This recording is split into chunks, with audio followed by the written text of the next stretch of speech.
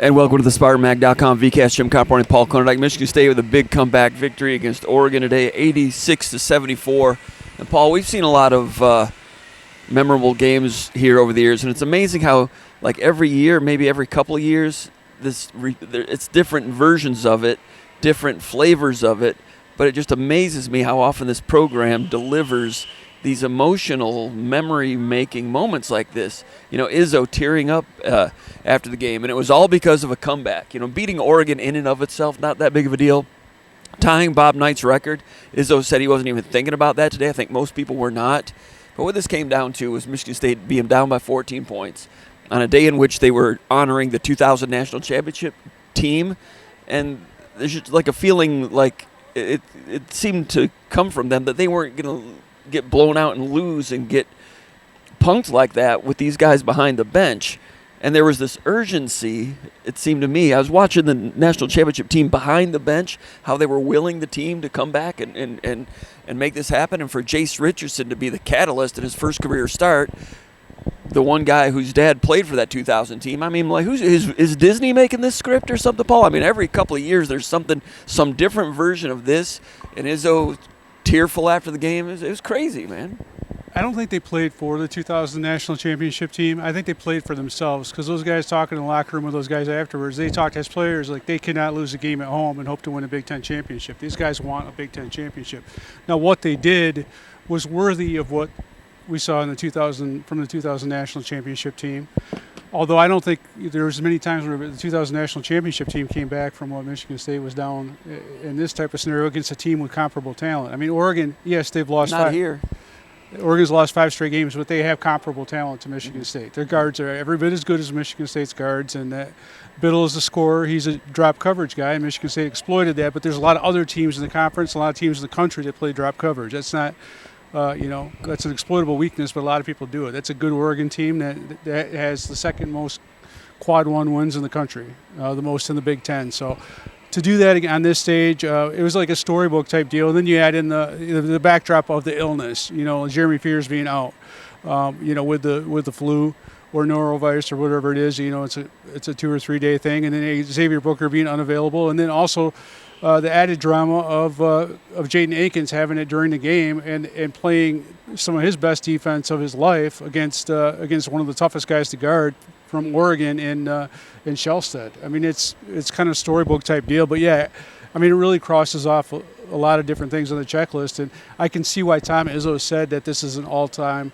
or a type victory, like a top 5 type home victory. And I we've seen a lot of great games in the past. We've seen Michigan State lose to teams that weren't very good, but it's hard to remember Michigan State having a game like this against a good team. Coming back, the other added drama coming off the West Coast, coming from the distance, and a really amazing victory for Michigan State. And it's one that I think Tom Izzo described it best as one that or Mateen Cleaves probably described it in the locker room. Tom Izzo was kind of paraphrasing what Mateen Cleaves said, in that, you might not remember every game, but there's some games that you will always remember, and moments from those games that you will always remember, and this is one of those games. And I think he, kind of hit the nail on the head with that assessment. I agree, and it's not like the Big Ten title was on the line. It's not like it was senior day. It's not like it was. You're trying to stay in the Big Ten race, but it's not like they won it today. It's not like it was a rivalry game. It's not like it was senior day. But some of those things we've seen in the past got rolled into this, and it became emotional. And Izzo, we see he cries. I mean, he tears up a lot. He was tearing up before the game started when he saw the guys behind the bench, and it was a big day for him, and it was amazing to watch it. Now, Oregon, 5 straight losses, but you're right, they played like the team that was ranked number 9 in the country on January 1st in the first half today. They've lost 4 straight. And in those 4 straight losses, they were shooting something like 29% from three-point range, but they were 53% in the first half from three-point range in this game, and then 0 in the second half. First half, Michigan State had 9 turnovers, on pace for 18. Second half only had 3. First half rebounding was equal. Second half, Michigan State out-rebounded them by 14 or so. Michigan State beats them in the second half, 50-24. The way Michigan State played in the second half, getting scoring from different dimensions and a different level of Jase Richardson today. And Michigan State today at home, looked like a top 15 team. Again, they still have work to do, but the way they gutted through it there was a lot of camaraderie on that Michigan State team, which helped them, which is an important component that's going to help them heading toward March. Yeah, I think they've got that. Yeah, for sure, and I think it's going to stay that way. We've heard that from other coaches that have played against Michigan State, that they feel like the chemistry, the camaraderie in this team will carry them forward. What I found so interesting in this game is, like all the things you said, but just the grit. And in the complete, Jase Richardson was a story, obviously, but he doesn't make all those plays going downhill unless they execute. Some of the screening was really good. The spacing was good for Michigan State. Guys hit shots when they had to. Maybe that big run to start the first half doesn't happen if Jackson Kohler, doesn't pass out of a double team, hit Trey Holloman in the corner, and Holloman knocks down that wide open three. We were just talking about the other night in SpartanMag Live about Kohler being that, having the ball, turning it over late in the game against UCLA, and had an opportunity to pass out of, and he wasn't even double teamed in that game, but having the opportunity to pass out of the post, find a teammate, and then kind of reset. And in that instance, he had fairly good deep position in the post. But he found Holloman when the double team came, and Holloman just drilled that corner three. And then we saw later in the half of Jaden Akins hit a big three. A lot of guys hit big shots. And we talk about the way that, Dana Altman was talking, Oregon's coach Dana Altman was talking about that getting punched in the mouth right away in that first 4 minutes where Michigan State kind of really cut into that lead. And, that was a big part of it. But Michigan State was also down 9 later in the half after the technical foul and those free throws that were shot down there. So it wasn't just that big old run. It was the fact that, Oregon had a counterpunch and Michigan State responded. And they did it by not turning the ball over, executing at a high level. And I listened to the pregame show on the way in, and Oregon's assistant coach, I think it was McKenna, he was saying the two keys to beat Michigan State for them in this game is they had to match Michigan State on the boards, and they did that in the first half. The other part of it was they had to have Michigan State turning the ball over, and Michigan State did that in the first half. There's 21 points off of turnovers for Oregon, and that was a big reason why they led by 14 at half. But in the second half, Michigan State took care of the ball really well, and they did it with guards being tired. And I was impressed with that. And it's interesting that there were times in the game when Izzo looked at Richardson and said, "You're the point guard." He was taking it out of Trey Holloman's hands. Holloman ran the point here and there, but Richardson was having a career day as a scorer, but Izzo was always also entrusting him to handle the ball and make decisions because Holloman had some turnovers and some strange decisions, and Holloman had a rough trip out in the West Coast. They needed to get him straightened out. He shot the ball better today, which was good for him. But Richardson, 29 points, doing it from range, doing it off the dribble with his creative finishes, rebounding, the great blocked shot. I mean, we don't give him credit for being the type of athlete that his dad is, and he's not, but he's a lot of other great things. But he got up for a big blocked shot on that one, and he posed for the Iz zone after that. He was having incredible fun during this game. Yeah, and I think that was the moment for me. The thing that made it really special for me from where we were sitting after that block shot, and Richardson told me afterwards that after the game in the locker room that he got beat on that. So it was a good recovery by him, but he admitted that he said he was off on defense and he felt like he had to make a play there. But the big moment for me was seeing the reaction of, the 2000 National Championship players with his dad. They were giving him a hard time and then, congratulating him and roughing him up a little bit. And then Tom Izzo came over and he had a few words to say with Jase Richardson in the heat of the game. And that was kind of a cool moment for me seeing Coach Izzo interact with his former players while his current players are still trying to win a game. It was different. You don't often see that. It's crazy. It's an amazing atmosphere. And here at the channel here, give us a like and subscribe to the channel. Go to SpartanMag.com, become a subscriber. We'd love to have you as a subscriber over there as we have continued coverage of Michigan State recruiting. Got a couple of football recruit commitments this week. We've got analysis on that and continued coverage of this basketball team, which is becoming a great story. Now, Paul, I just want to say, just a few years ago, the state of Michigan ranked first in the nation for deposit container recycling. 90% of all purchased bottles and cans were being redeemed for their deposits. Today, only 73% are being redeemed. That means Michiganders are forfeiting close to $105 million every year in bottle and can deposits that are not being redeemed. Those were the numbers last year. This deficit's having a negative impact on our environment. When Michigan's recycling rate drops, it hurts the environment, it hurts industry, and it hurts all of us. So help the environment, help yourself, help your state, take them back. They're your lakes, your roads, and your beaches, and it's your dime, so take them back. It's worth your time, and everyone will benefit. Take them back. A message from Schupan, a great Michigan company dedicated to Michigan State sports. Now, Richardson, giving him more at the point today, handling that with a lot of poise. He's got all the skill, but he's got a lot of poise too.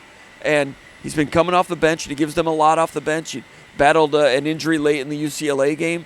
But Izzo was asked about starting lineups and things like that. I don't think Richardson's going to start after this. But more and more minutes, I think, is going to happen. And he can't play like this every game.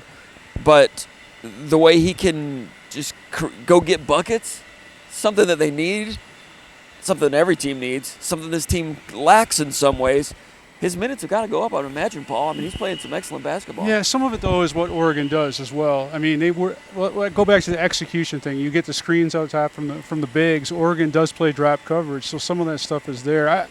But he does have poise. And, you knew he was going to play more minutes at the point guard today because of Jeremy Fears being out. So that's interesting, the balancing act. And Holloman has struggled. I thought Holloman had a good second half. I thought he was one of the reasons why Michigan State played well in the second half. And but yeah, Jase Richardson, his minutes should go up. At the same time, he did go 0 for 6 against UCLA. So this isn't, so I know everyone wants to anoint a guy and put him on top of the mountain, but with freshmen, sometimes you are up and down. I think Ace Bailey. From Rutgers the other week. He had a really tough game against Michigan State, comes back and has 43 points the next time out in a win over. I can't remember who they beat, but it was a big win. Illinois. Yeah, Illinois. Everybody's beating Illinois. So I mean, it's you kind of go up and down. I still don't think this isn't the eureka moment where he's all of a sudden the go-to scorer. I still think they've got a lot of different guys that can make plays.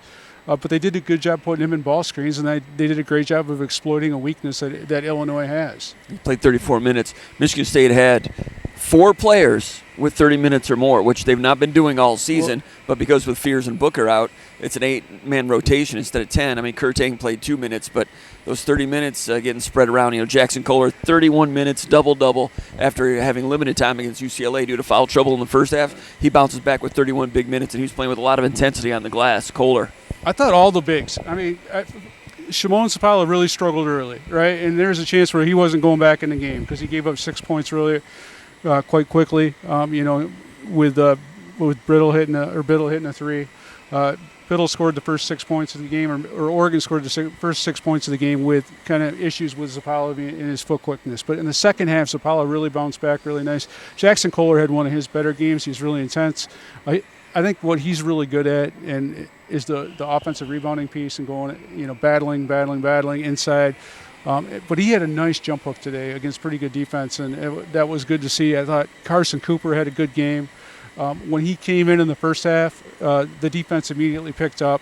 And until Oregon went on that late run in the second half, I thought Carson Cooper did some good things, got tired. But I think the bigs overall struggled on the West Coast, partially because of the personnel. I talked to Carson Cooper about that, but the 6'5" to 6'7" guys, all those guys that they had at USC and UCLA, this is a little bit different. They're playing more of a traditionally sized team. And I felt like, they took a step forward. They were what they needed to be today. But Kohler, Cooper, and Zapala, they all had big plays when it mattered. And they have each of those guys has something to feel good about. And those guys as a group needed something to feel good about. And that's another kind of big development because they're going to need those guys against Indiana next time out. Yeah, and Michigan State on defense, the way they were switching, a lot of times the bigs were helping, maybe helping and committing to the help, even along the baseline more than usual, and then getting some X-outs and rotations behind it. I thought that was a little bit different today, a little more elaborate today, and a little more watertight today, a little more airtight. So the defensive communication was pretty good for a Michigan State team that's always played pretty good defense. In some ways, I'd have to look at it again, but it seemed like it was a little bit different and a little bit better today. And they end up holding Oregon to 39% from the field, Michigan State 50% from the field. And at halftime, it was looking like a dire situation, because the way Oregon was playing, they'd play some press, some 2-2-1, they would trap off it sometimes, but it would run some clock on you a little bit. It'd run your shot clock down. They'd come down and they'd play zone defense for about 10 seconds, and then it becomes a matchup man-to-man. So that just kind of runs clock and gets you out of your rhythm. And when you're down 14 points against a team that's doing that, running your possessions down, I thought it was a pretty dire situation.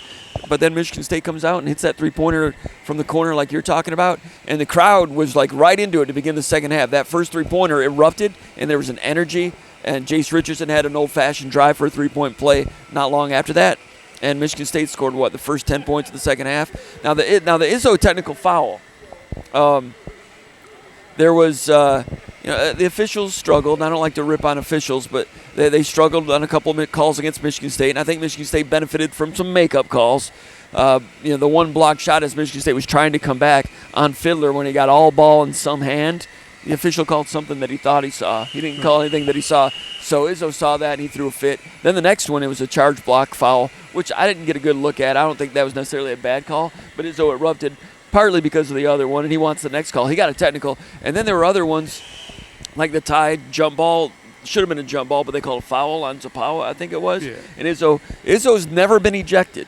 As much of an emotional coach as he is, he's never been ejected. And when on that call, on that tied jump ball, and the official came over, if he hadn't already had a technical, he would have gotten one right then.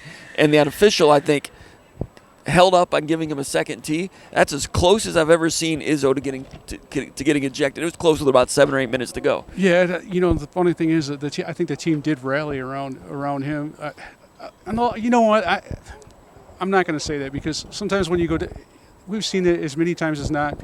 Teams come into here, their coach gets a technical, and they end up getting rolled. It's the end. A lot of times. Right. So when it happens and the team comes back, everyone's like, "Hey, you rallied around the coach to get a technical." I don't necessarily buy that. Michigan State was playing hard. What they did is dominate on the glass, did not turn the ball over, and they executed in the half court offense. They had a hot player. They rode him. And the thing about it too is we're talking past the BCast and podcasts and whatnot about some of the other teams that Michigan State has had in recent years.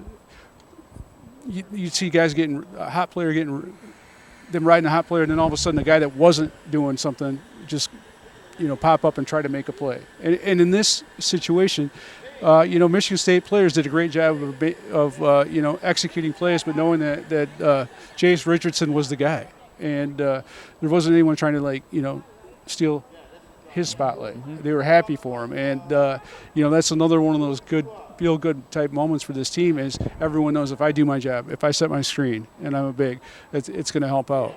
And it wasn't just that; it was guards as well. Holloman was getting the ball to Richardson. They're moving around guards and the screening and all that, and they did a great job. But they were executing plays, and they were happy for each other. Mm-hmm. No one was happier for Jase Richardson than Trey Holloman. You could tell it in the locker room afterwards. It's all about winning for this basketball team. They want to win. That's what matters. Yeah. And whoever's going to put them in that position to win, they want them to have the ball and they want them to make plays.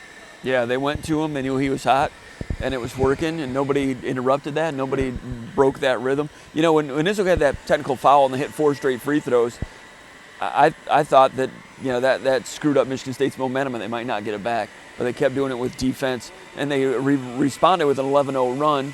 Akins hit his three-pointer right then.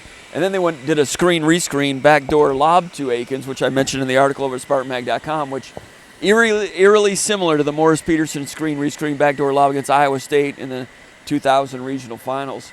And Akins delivered 2 really big plays there, despite the fact he's coming down with a flu now. Yeah, for them to run that play, that backdoor lob. Akins is a good athlete, don't get me wrong, but he's not Morris Peterson. And for them to run that backdoor play for a dunk, which set the raise the roof on the Breslin Center, that's amazing considering what he was going through and the fact that he was expending as much energy as he was on Shellstead, because they were pressing up on those ball screens, stayed more attached to Oregon's guards, and I don't think Shellstead had a point in the second half. Yeah. Altman, the coach. Maybe he had 2 and then he had nothing. Dana Altman, the coach for Oregon, was a little bit salty after the game. He's a good coach. He's a good coach. That was kind of entertaining. Check that out. Got the video here on that one. I wish I would have asked Izzo about that screen-rescreen, because that was apropos of today also. And we interviewed Morris Peterson at halftime of this game, and Cleves, we got video of that here on the channel. And I kind of wish I could have talked to to Peterson after the game, or both of them, about that particular play, because that really got that started after that technical foul. Zapawa had a big putback during that stretch also. And then Michigan State got 10 straight points at the foul line. 2 for 2, 2 for 2, 2 for 2, 2 for 2 on 5 straight trips to the foul line. And that lead went up to 10 points, and Michigan State was just rolling. Yeah, I mean, you look at a guy like Carson Cooper, who was 50% from the foul line for his career, kind of basically before this year. He went 7 of 8 at the free throw line. A couple of weeks ago, we were talking about him missing out on a double because he missed 3 free throws, but he made them when they counted. He had a split at the line when he was shooting a technical. But, I mean, 7 of 8 from the free throw line. Then, you see Zapawa make free throws when they matter. Fiddler make free throws when they matter. It was, it really was a team-wide win. As much as Jace Richardson was a story for this game, and fittingly so with his dad in the national championship team back, there was so many different guys that contributed and made this happen. Michigan State, 12 turnovers, 44% from three-point range. Now, I know they're at home, and the opponent's a little bit up and down. But if they're a 12 turnover team, which is a manageable number, that's below par. That's pretty solid for them. If they're shooting 44% from 3 and only turning it over 12 times a game, plus the rebounding, the usual plus 13, they're beating a lot of teams, Paul, if they replicate that. I know you can't replicate what you do at home, but that's exactly what they need. Double-digit rebounding margin, 12 turnovers, 44% from 3, and this team is tough. Yeah, I think actually Michigan State can replicate a lot of what they've done at home on the road because they've done it before this West Coast trip. I think they played pretty well on the road. I don't know how many shots that Michigan State took from 3. How many shots? 8 out of 18. Out of 18. So, you know what? I actually like that because it's better than the 22 shots that they've been taking. They got some good inside stuff. I would like to see Kohler hit he's missed a couple 12-footers or so on the baseline. I'd like to see him get that, but this game was going to give him a lot of confidence because he had some nice post moves against some big dudes. Cooper had a nice post bucket in this game. There's a lot of guys doing a lot of different things, but the execution on offense, I think, was a big deal, and them executing at a high level in the second half and not turning it over. 12 turnovers is manageable. To have 12 turnovers but having 9 in the first half, that's crazy. So I think Michigan State took a big step forward in that regard, and we'll see what happens when Jeremy Fears comes back. I do think that Fears' absence hurt them early in this game as they were getting used to what Oregon was doing on defense. I think it also hurt them in terms of what they could do on defense against Oregon's quick guards because Jeremy Fears, whether he's scoring or not, he is a good defensive player. He's physical, and on a night where Akins was coming down with something, I felt like in the first half they really did miss Jeremy Fears on defense. Now, I also felt like Jase Richardson didn't play as good a defense in the first half as he did the second half. I think he picked it up. Everybody picked up their defense in the second half. And Izzo said he's got a feel for the game, and he just kind of adjusted. Yeah, and when you talk about 8 out of 18 from three-point range, this is what it looks like. Kohler, 1 out of 2. That stretch 4 roll, hit that one early because he's unguarded. Man, that's a big boost when he does that. I know they left him open for another one, and he didn't hit that one, but when you're getting 1 from Kohler, you're getting 1 out of 3 from Akins. There'll be other days when he's going to shoot more than that, but 33%, take that. But the difference is Trey Holloman, 3 out of 7, and Richardson, 3 out of 6. When you're getting that in your backcourt, 3 out of 6, 3 out of 7, 1 out of 3, all of a sudden you're a plus perimeter shooting team with all the other things Michigan State does well. That's problematic for an opponent when that's happening. And you don't have guys like what I talked about in the SpartanMag Live the other night is you don't have Fiddler and Booker didn't play in this game, so he's not shooting any threes. Fiddler didn't take any threes. Fiddler was really good there's a couple of times where he could have taken a 3 and he put the ball on the floor and he attacked, and I think he did a really good job in this game. He had some huge hustle plays in this game. There's plays that don't show up on the box score. He played, he was kind of a glue guy for Michigan State today. The 3-point play he had where he got hit hard and made it, but he had a few where he chased down rebounds, tapped balls out to other guys. He's another guy that can come away from this game proud of what he contributed. But one of the reasons Michigan State had success from 3 is they had guys shooting the ball that should be shooting the ball, and they didn't have a lot of empty 3-point shots. Right, and because Michigan State went big more in this game than in some other games, and it's not like Oregon is a huge team. They're out there with a couple of 6'8", 6'9" guys, but Michigan State chose to go big. Second half, they were looking to go interior passing more, getting it down low a little bit more. That's those ball screens at the top. Michigan State made some good adjustments. In the second half, they ran different style of offense than they did in the first half. And that was a good adjustment. Izzo mentioned that he wanted to do that, get the ball to Jase Richardson, let him come off ball screens. But if it goes to Trey on the wing, they were going to give him side ball screens. So even though they were taking Holloman off the point, he was still a wing point if the Right. ball came to him. And they were getting good screens and getting good action on that, and some guys down low getting some things going there. So they're playing two bigs a lot, and as a result, and then Richardson plays a lot of minutes. As a result, Konyndyk only plays 14 minutes, which is the fewest he's played in a long time. But it just kind of turned out that way. It won't be that way every game, but different games, different players, different minutes. I mean, he played 30 minutes against UCLA, 23 minutes tonight. It was just about 2 weeks ago when he played 9 minutes against somebody, and he looked pretty frustrated about it. But, hey, they're still working on things. After practice on Thursday, we were there. Frankie Fiddler doing three-pointers after practice, and we hear that he's in the gym a lot. Aiken's in the gym a lot. We're not seeing Fiddler shoot three-pointers, but he's practicing them. So don't close the door on that. I saw Konyndyk do some things in practice the other day that I can't talk about with some new developmental things. He's still developing, too. You've not seen all the tricks that he has in his toolbox. So these guys are going to keep improving. And it's a bunch of puzzle pieces that are kind of floating around, but Izzo has a really good way of getting them together in March, and that's what they're going for. Not a perfect team, not a complete team, but they're still working on it, and they still have a high ceiling to aspire toward. Yeah, I don't know if there are really any complete teams in the Big Ten, at least maybe a couple in the country, and everyone is up and down. I was watching Iowa State the other day, and I liked that team a lot.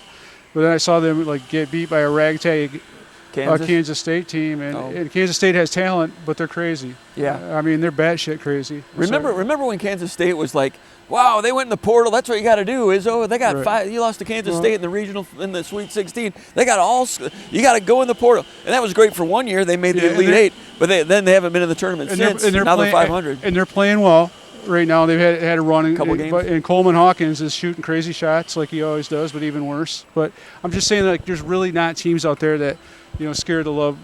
Auburn, yeah, scary. Duke is pretty good, too. Duke is good as well, and Iowa State I really like because I like, their all-around stuff. But I think Michigan State, for people that talk about, they don't have any players, their ceiling is really low. If this player's not there, not that, I see a lot of guys getting better. Like, this wasn't a good game for Konyndyk. He had a hard time with T.J. Bamba, athletic dude from Oregon who has some tricks up his sleeve. He's a senior, and Konyndyk, he wasn't able to block as many shots as he thought he could against him, and they drove Konyndyk pretty good. They screened him good a few times. He's learning. I still think he's gotten a ton better on his on-ball defense, but he still has a long ways to go.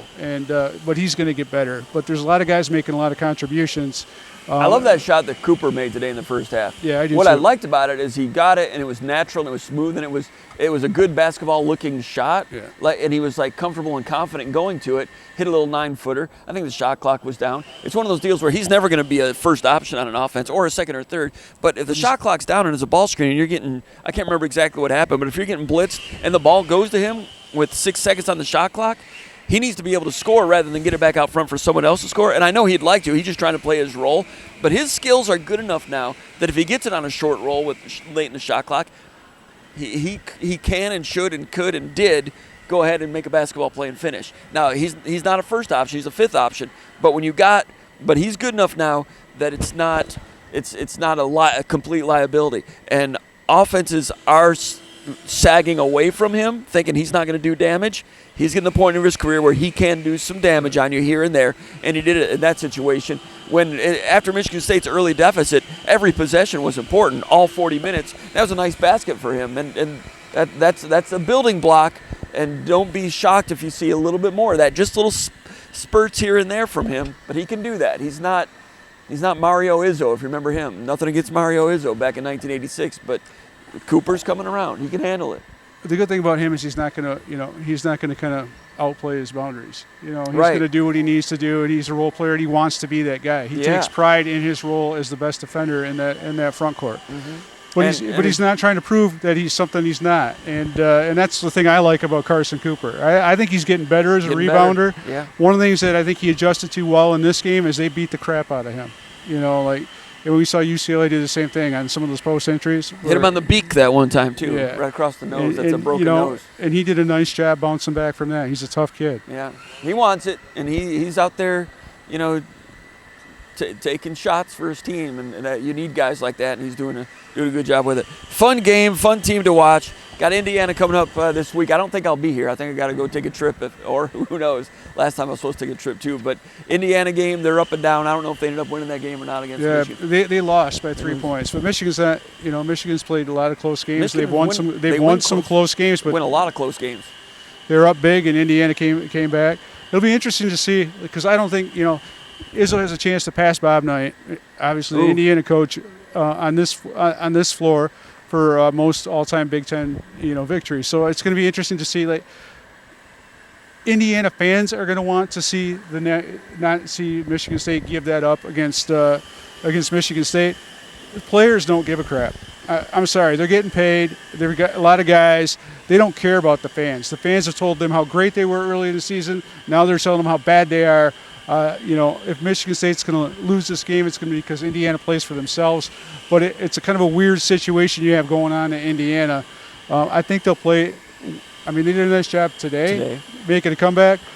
But will they continue doing that? And as they're probably harangued even more because they had a chance to win today and they didn't. But I think Indiana's going to have some of the same ball screen stuff that Oregon had. Ballo has a really hard time with a lot of stuff defensively. So those mid-range, those drives to the basket that Michigan State's the best version of itself when they can get that going downhill with their guards. They're going to have that against Indiana. And Indiana's going to be more straight up on defense. They're not going to be showing you different pictures like Oregon does.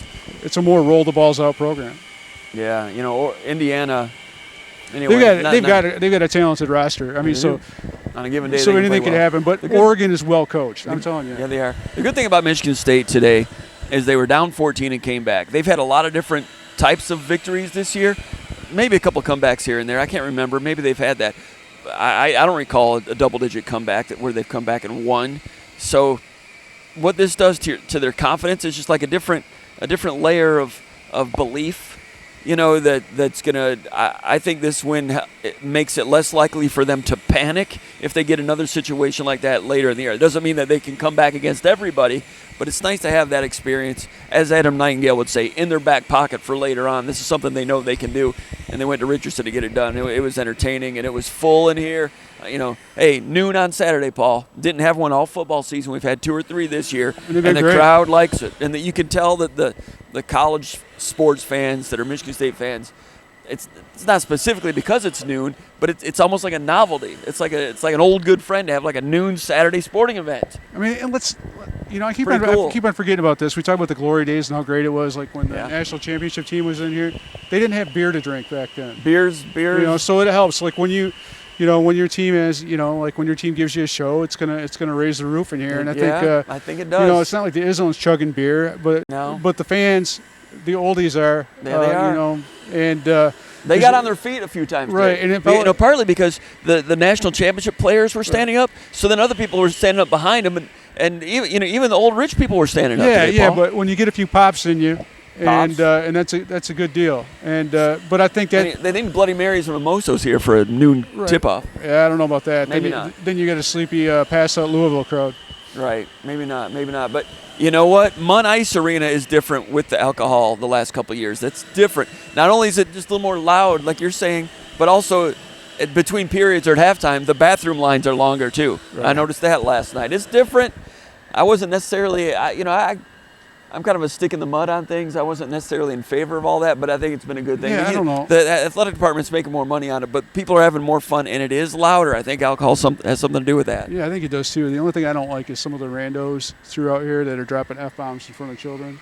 Yeah, I don't like that. Yeah, you mean like even the student section? I mean, they make a living doing that. No, I mean, the student section is what you expect. I'm saying when you got an irate, unhinged dude sitting two feet from your kid, and he's dropping F-bombs and screaming at guys when they're shooting free throws. Don't need that. Don't need that. We got to clean it up in front of the kids. But other than that, that's my soapbox. But I think it's a great environment here. But I just keep on forgetting they sell beer.